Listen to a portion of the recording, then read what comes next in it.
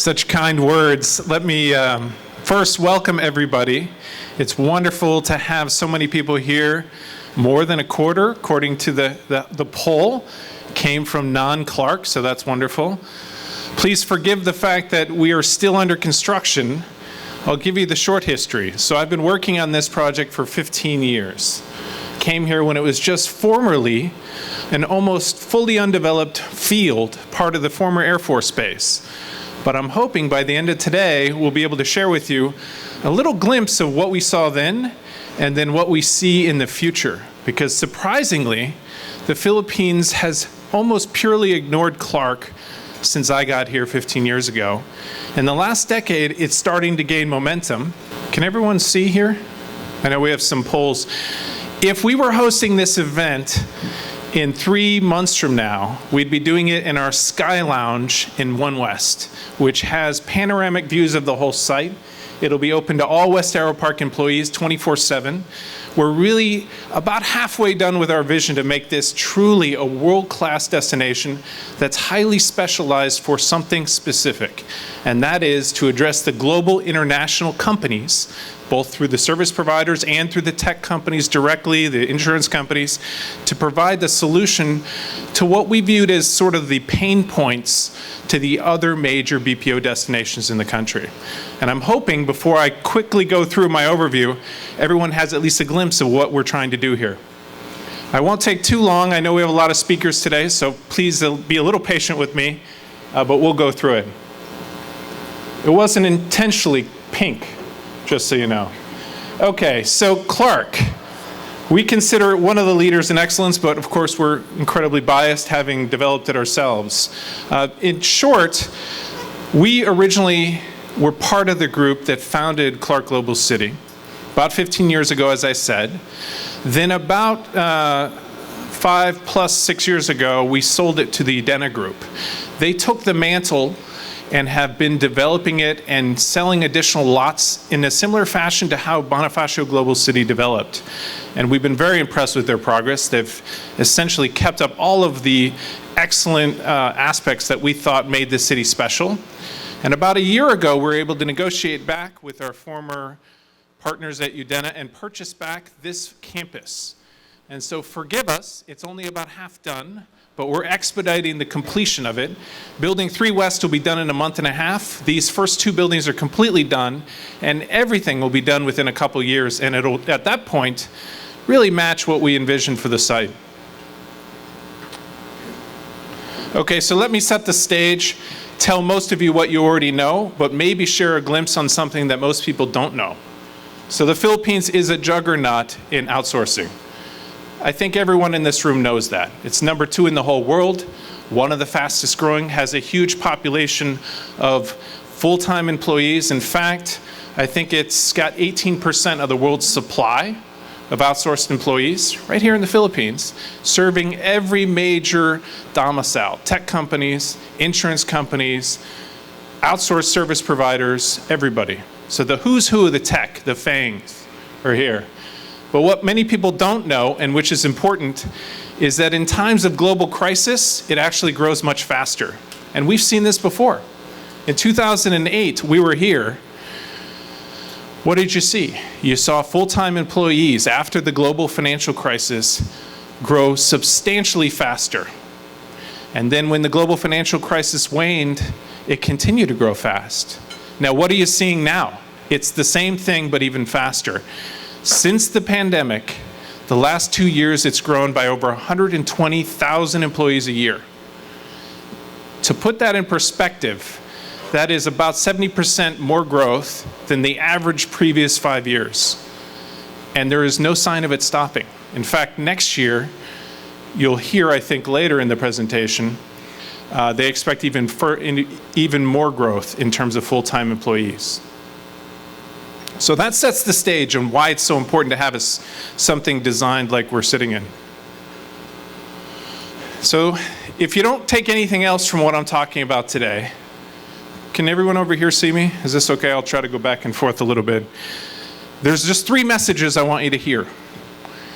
Clark is special for 3 reasons, and these 3 reasons matter, especially when you're challenged as a tech company, an outsourced company, to grow your business. And we know it's a challenging time because the supply is it's relatively small compared to the huge demand because of the training needed. So these 3 things really put it above and make Clark special. Number 1, incredible transportation network, and I'll show you that later. Very, very little attention is given to the fact that Clark is the triangle in the middle of all the transportation nodes, and that matters. That matters when you're attracting global clients. It matters when you're attracting employees that will actually stay in your business.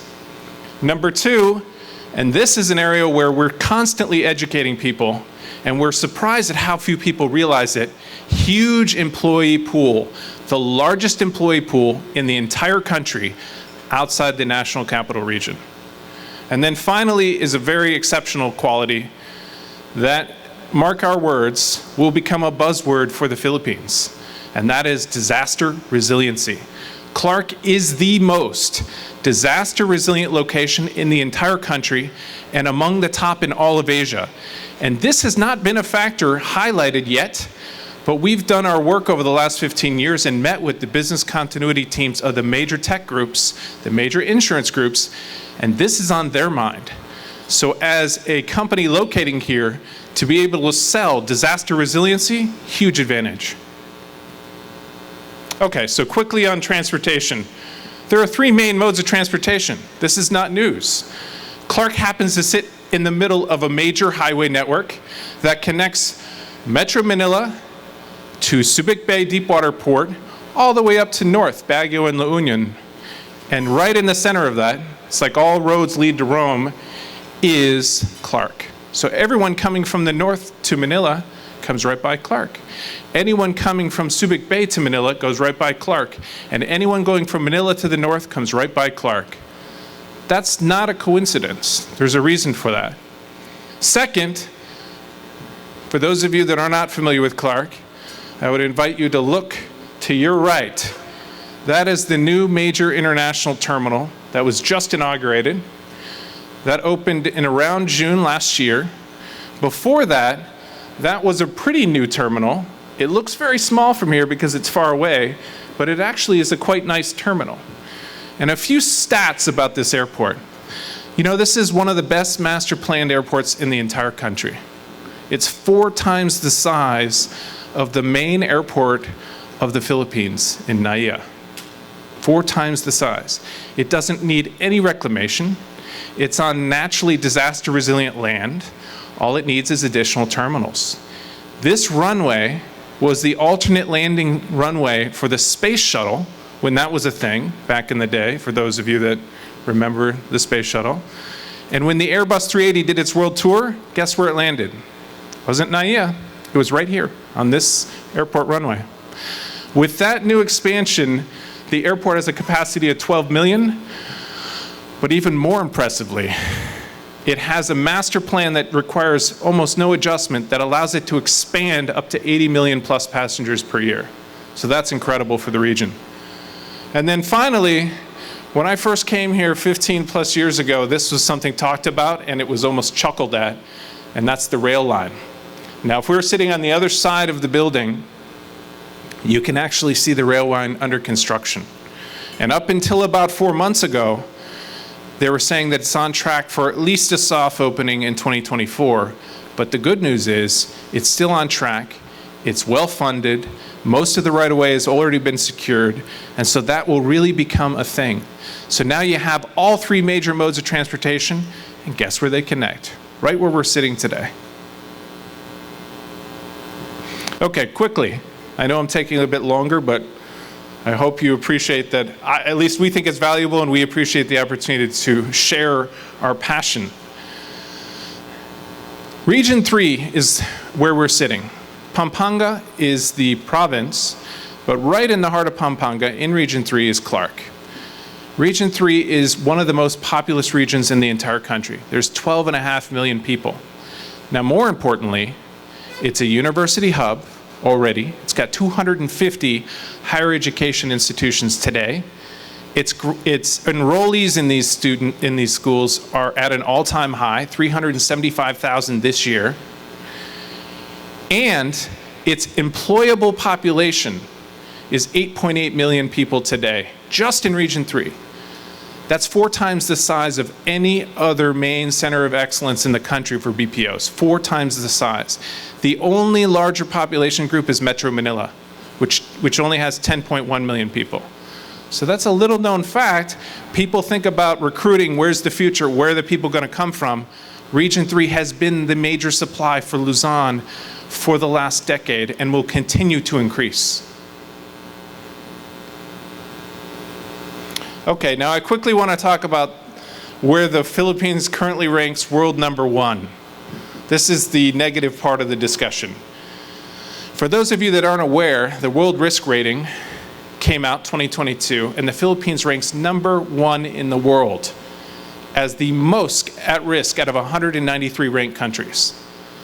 Now, that is a very big deal when you're trying to locate highly critical operations from tech companies, insurance companies, finance companies, global services providers, animation studios. They don't want to risk having really core functions go down because there's a massive typhoon or an earthquake or another type of event that causes disruption. Now here's the good news. Clark is the solution. There is a reason this was the largest military base outside the continental US during the US time. The US Corps of Engineers did their work. They picked this site for a reason.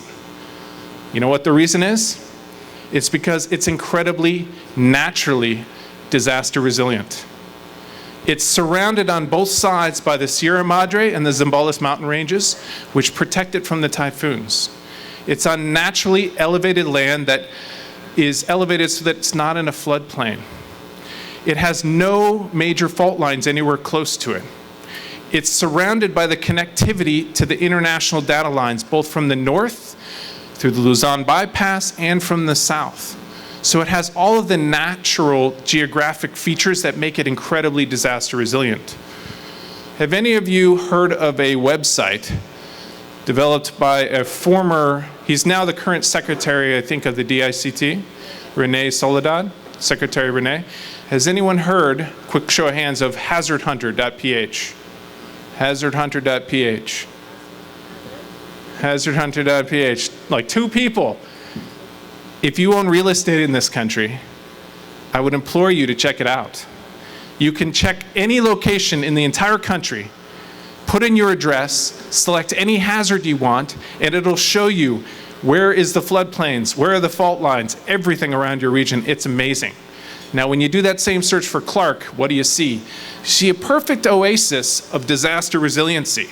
And so you realize, oh, this work was done a long time ago by the US Corps of Engineers. That's why they selected it. Okay, I'm done with the spiel on Clark. You've made it. Let me just wrap up with a little bit of what we added on top. Okay, we're at the West Aeropark now. Forgive us, we're only about half done with our vision. We will be done with our vision soon. Building 3 West will be fully completed within about 2 months. That'll be a top-tier building, all under LEED, high gold, almost platinum, under version 3. And then buildings 4 and 5 will follow very close thereafter. These are our 5 fundamental pillars which build upon what I just told you about that was special in Clark. We care very much about transportation. Why? We want employees to get here, which helps all of the people that locate here keep their employees, lessens their pain. It also helps executives and clients visit in a very efficient way. We care about quality of life, sustainability, disaster resiliency, and of course, security. I'll quickly just cover these. So on transportation, there's just one thing I'll highlight on this page. See that triangle right in the middle? That's Clark Global City. What's special about that triangle? It's literally in the middle of everything I talked about in transportation. That's why we chose this place for the Central Business District of Clark. On the left side of the triangle is the highway network that connects the whole country. Further to the left, you see it's touching the airport, as you can see for yourself right out the window. To the right, that little light line is the railway, which will connect it directly to the new terminal of the airport. So can you imagine in a few years from now, you'll fly into this airport and it'll be like you're in Singapore. You get on a train, one stop later, you're in the CBD in 2 minutes. That is a credible efficiency. And just to mention, we also care very much on our site about transportation. We have bike racks downstairs, which you probably saw. We want to encourage a healthy lifestyle. We also provide transportation services, 24-hour buses to our site from the local transportation hub. I'll quickly mention these. One of the things we did first, if you look out your window here, this is a world-class hospital that our group built. Leased it to one of the top operators, Medical City. Now owned by the great group behind Clark Global City, the Udena Group. That was very important to us because what we noticed when we were hosting international clientele is to be able to see a hospital gave them immediate comfort. They don't want to be at a provincial location in case something happens. So high quality healthcare, quality of life. Also sustainability. All of these buildings are LEED Gold, very high under version 3. Very close to platinum. We're at like 71 to 76 points. And for those of you that know the scorecard, 80 is platinum, 60 is gold. So we're very close. But why does that matter? Well, to cool and light this floor, for example, is about 35% more efficient than your standard building. And so even if you don't care so much about environment, which I hope you do, you should care about the money it costs you to cool and light the floor. And then finally, I want to add a little more the disaster resiliency. So on top of the natural disaster resiliency, there's something very special about this CBD that we're in. There is no other place in the country where you can drive a golf cart under the roads. They're so big, the storm drains. If you look here, in this picture here, this is a 2.5 meter by 2.5 meter storm drain under the roads. Why does that matter? Well, because rain is a major thing in the Philippines. No surprise.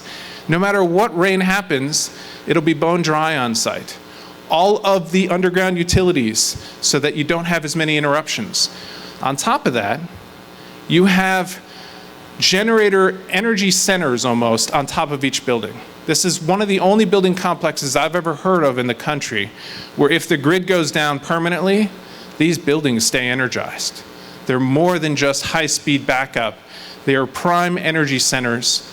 On this building, when it's fully loaded, only requires about 1 megawatt. We have 3.6 megawatts of prime energy generation on top. It's the next level of efficiency. When you really want to sell a client, you don't want them to worry about the building going down. So I'm over. It's all done, but I want to finalize with a quote that's one of my favorites. The best way to predict the future is to create it. So I hope we can all work together to create this future. Thank you.